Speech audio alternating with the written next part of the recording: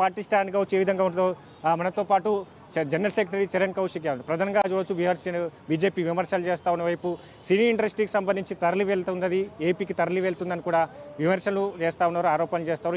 అసలు ఏం జరుగుతుంది? పార్టీ స్టాండ్ ఏంది, ప్రభుత్వం స్టాండ్? అంటే ప్రధానంగా BRS party, Bharatiya Janata party Telangana రాష్ట్రంలో సినీ ప్రముఖులను అయోమయానికి గురి చేసే ప్రయత్నం చేస్తూ ఉంది.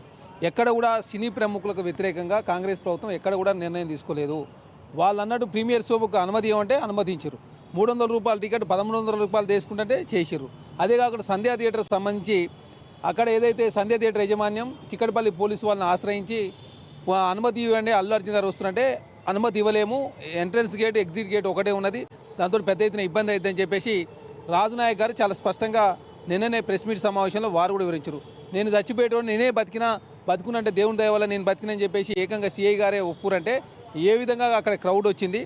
దాదాపు 9:30 నుంచి నైట్ 12 గంటల వరకు 2.5 గంటల పాటు అల్లు అర్జున్ గారు వచ్చేటప్పుడు అభివాదం చేస్తుడు, సన్ రూప్ ద్వారా అభివాదం చేస్తూ గేటు ముందు నుంచి రావడంతో ప్రధానంగా క్రౌడ్ రావడంతో గేటు ఇరిగిపోయి, అంతకుముందు వాళ్ళ కూతురు వచ్చినప్పుడు వాళ్ళ మామ వాళ్ళ కూతురు వచ్చినప్పుడు గేటు తీయడంతో ప్రధానంగా అక్కడ ఉన్నటువంటి సినిమా చూసే వాళ్ళంతా లోపలి రావడం, తర్వాత వాళ్ళ కొడుకు వచ్చినప్పుడు మళ్ళీ స్కార్పియో వెహికల్లో మళ్ళీ ఒక జనాలు రావడం, తర్వాత వీరు వచ్చినప్పుడు ఏకంగా గేటే ఇరిగిపోవడం, దాంతో ప్రధానంగా గలాట క్రియేట్ అయింది. ప్రధానంగా రేవత్ అనే ఒక మహిళ చనిపోయింది, వారి కొడుకు చావు బతుకులం అంటే కొట్లాడుతూ ఉన్నారు. దాన్ని కాంగ్రెస్ ప్రభుత్వం అక్బరుద్దీన్ ఓవైసీ గారు అసెంబ్లీలో అడిగిన ప్రశ్నకు సమాధానంగా ముఖ్యమంత్రి గారు వాస్తవ విషయాలు వివరిస్తే దాన్ని రాద్ధాంతం చేసే ప్రయత్నం. నిన్నెవరో ఉస్మానియా యూనివర్సిటీకి సంబంధించి జేఏసీ వాళ్ళు ఏదో అల్లు అర్జున్ గారి ఇంటి మీద ధర్నా చేస్తే దాన్ని కాంగ్రెస్ ప్రభుత్వానికి ఆపాదించే ప్రయత్నం.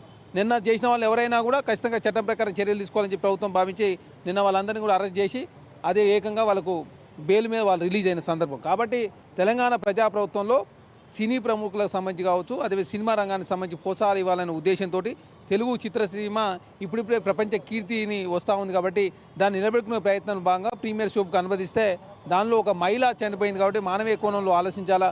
చట్టం అనేది అందరికీ సమానంగా ఉంటుంది. ఇక్కడ అల్లు అర్జున్ గారికైనా, మోహన్ బాబు గారికైనా, మంచు మనోజ్కైనా, మంచు విష్ణుకైనా, తెలంగాణ రాష్ట్రంలో కేటీఆర్కైనా, మీకైనా, మాకైనా అందరూ ఒకే విధంగా చట్టం ఉండాలని చెప్పేసి ప్రభుత్వం భావిస్తూ ఉంది. దానిలో భాగంగా చట్ట ప్రకారం మాత్రమే పోలీసు వాళ్ళు చర్యలు తీసుకుంటే దాన్ని రాజకీయం చేసే ప్రయత్నం చేస్తూ ఉన్నారు.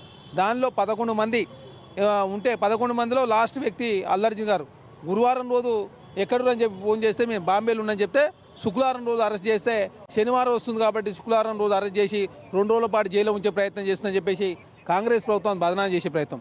నిన్న పోలీసు వాళ్ళు 10,000 ఫుటేజ్లు పరిశీలించిన తర్వాత 10 నిమిషాల వీడియోని చాలా స్పష్టంగా ఎప్పుడు ఎంటర్ అయ్యిండు, ఎప్పుడు ఏం జరిగింది, ఏ విధంగా జరిగింది, తర్వాత రేవతి కావచ్చు, ఎప్పుడు జరిగింది, అదే కాకుండా వాళ్ళ భర్తకు సంబంధించి భాస్కర్ గారు కావచ్చు, వాళ్ళు తప్పిపోయినప్పుడు ఏ విధంగా ఫోన్ చేసిన అన్ని విషయాలు కూడా ప్రభుత్వం చాలా స్పష్టంగా పోలీస్ శాఖ నిన్ననే వీడియో రిలీజ్ చేసిన సందర్భంగా దాన్ని కూడా రాజకీయం చేసే ప్రయత్నం BRS party Bharatiya Janata party చేస్తాం. కాబట్టి దయచేసి సినీ ప్రముఖులంతా కూడా అనవసరంగా భారతీయ జనతా పార్టీ ట్యాబ్లో పడొద్దని చెప్పేసి మేము కాంగ్రెస్ పార్టీని కోరుతా ఉన్నాం.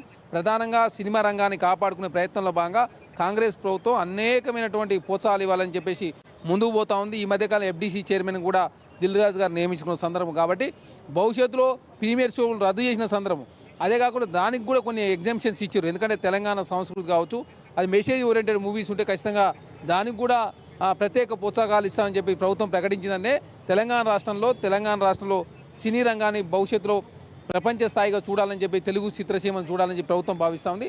ఆ దిశగా అడుగులు పడుతూ ఉంది.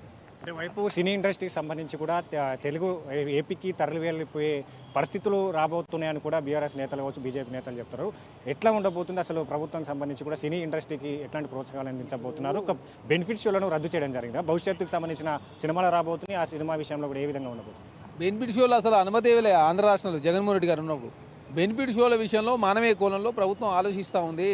మీరు అనవసరంగా ప్రజలకు ఇబ్బంది అయ్యే పనులు ఎవరు కూడా చేయొద్దని చెప్పేసి ప్రభుత్వం చెప్పినటువంటి నిబంధనలు ఫాలో కాకపోవడం మూలంగానే, ఎందుకంటే ప్రజల శ్రేయస్సు ముఖ్యం అని చెప్పేసి ప్రజాప్రభుత్వం భావిస్తూ ఉంది.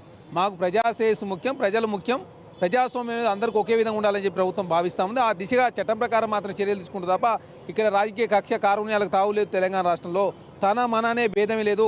నా తమ్ముడు తప్పు చేసినా కూడా ఇట్నే చర్యలు తీసుకుంటూ చెప్పి ముఖ్యమంత్రి గారు అసెంబ్లీ సాక్షిగా ప్రకటించిన తర్వాత తెలంగాణ రాష్ట్రంలో ప్రజాస్వామ్యం ఉండాలని కాంగ్రెస్ ప్రభుత్వం భావిస్తూ ఉంది. ఎందుకంటే హైదరాబాద్ అనేది ప్రపంచ నగరాలతో పోటీ పడుతూ ఉంది. దానిలో భాగంగా లా అండ్ ఆర్డర్ కంట్రోల్ లేకపోయినట్లయితే రేపు భవిష్యత్తులో తెలంగాణ రాష్ట్రంలో పెట్టుబడులు రాకుండా పోయే అవకాశం ఉంది. కాబట్టి అట్లాంటి పరిస్థితి ఉంటుందంటే ఖచ్చితంగా లా అండ్ ఆర్డర్ కంట్రోల్ ఉండాలి, ప్రజాస్వామ్యం ఉండాలి, డెమోక్రటిక్ వేలో ప్రభుత్వం ముందుకు పోతా ఉంది.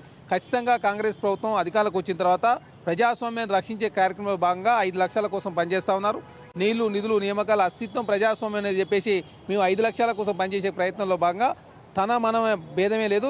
ఎంత పెద్దవాళ్ళు ఉన్నా కూడా చట్టం అనేది అందరికీ సమానమే అని చెప్పేసి ప్రభుత్వం భావిస్తాం. ఆ దిశగా మాత్రమే చర్యలు తీసుకుంటూ ఉన్నారు తప్ప ఇక్కడ రాజకీయ ప్రముఖుల మీదనో లేకపోతే వేరే వాళ్ళ మీద కక్ష కార్యాలయాలు తెలంగాణ రాష్ట్రంలో అసలు కక్ష కార్యాలయాలకు తావులేదని చెప్పేసి ప్రభుత్వం భావిస్తాం.